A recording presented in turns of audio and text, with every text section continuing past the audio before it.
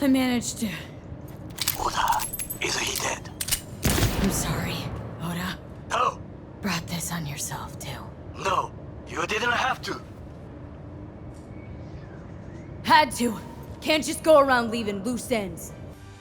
Cyberpunk 2077 may not have provided the deep and systemic open-world experience that so many had hoped it would deliver, but that doesn't mean that Night City is lacking in things to do for those who want to take the plunge. CDPR's open-world RPG has been out for a while now, and in that time, those who have been pouring hours into the game have been unable to resist the pull of various activities that might not sound like they're anything special on paper, but most still can't stay away from. Here, we'll be talking about 10 such things. Driving like a maniac. No, Cyberpunk 2077 is not the futuristic GTA game that millions had hoped it would be, but the game does let you do one fundamental thing that forms the backbone of that kind of an experience. It lets you get behind the wheel of your car and essentially rampage through Night City like an absolute maniac. Drive over pedestrians, tear through alleys and sidewalks, crash into other cars on the road. All of these are things that are, of course, possible in Cyberpunk 2077, and all of these are things that, naturally, none of us can stop ourselves from doing.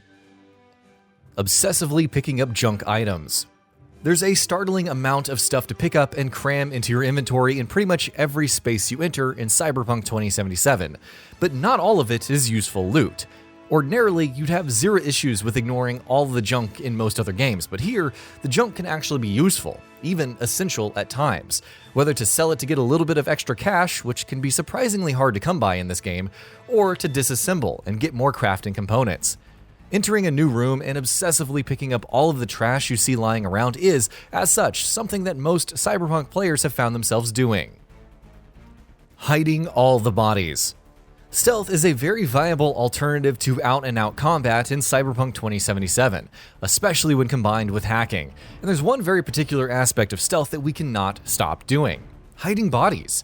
Of course, that stands true for most games where hiding bodies is possible, but it's doubly true here, even in situations where there are no enemies around to discover the trail of corpses you're leaving behind. Among other things, one very simple reason for that is the fact that you get stealth XP for every body you hide. And who can say no to easy XP, right? Avoiding the crappy melee combat. Gunplay in Cyberpunk 2077 can be exciting and dynamic when the AI is working as intended, that is. But there's more to the game's combat than just that. It lets you go all in on melee combat as well, should you wish to do that. But no one really wishes to do that. Thanks to sluggish movement and shoddy hit detection, among other things, melee combat in Cyberpunk 2077 is awful, to the extent that pretty much everyone avoids it like the plague, especially when it's basic hand-to-hand fisticuffs that you're talking about.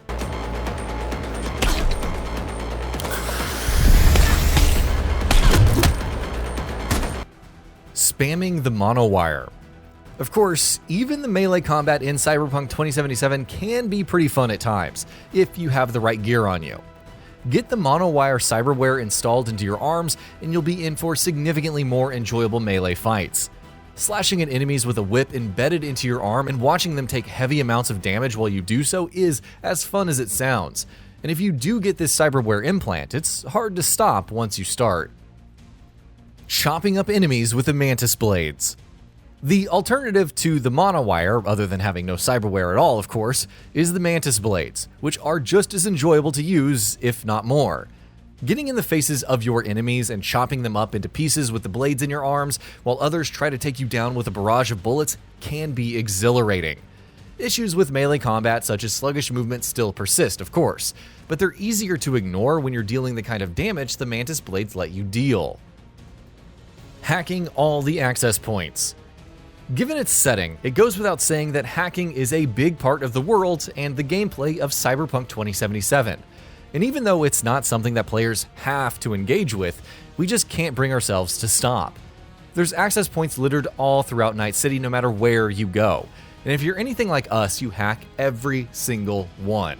The hacking minigame in and of itself is fun enough to warrant that kind of obsessive behavior, but add to it the fact that each successful hack nets you extra eddies and quick hack components, and it becomes an entirely irresistible activity. Ignoring the spam text.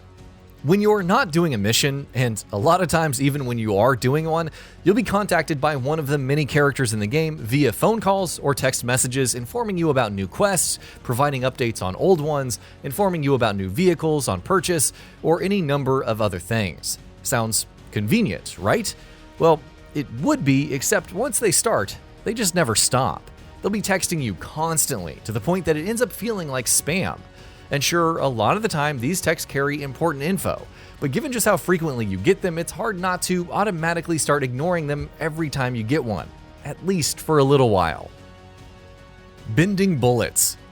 There's a solid variety of weapons on offer in Cyberpunk 2077, and while you can't really go wrong with a good old shotgun blast to the face when going up against a bad guy, there's some pretty cool futuristic weapons to check out as well.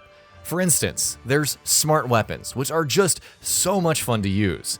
Their extremely liberal targeting system allows you to let loose with an endless barrage of gunfire, and the fact that they allow you to bend bullets to hit enemies behind cover makes them that much more useful. If you're anything like us, you always have a smart weapon in your arsenal. If not, well, get one. You won't regret it.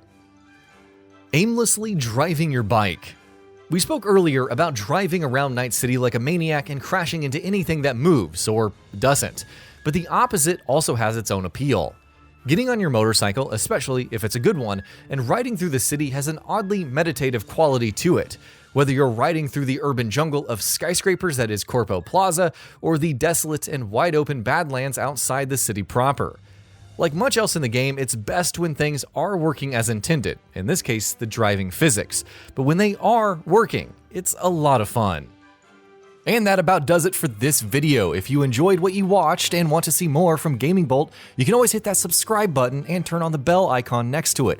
That way you will never miss any of our videos.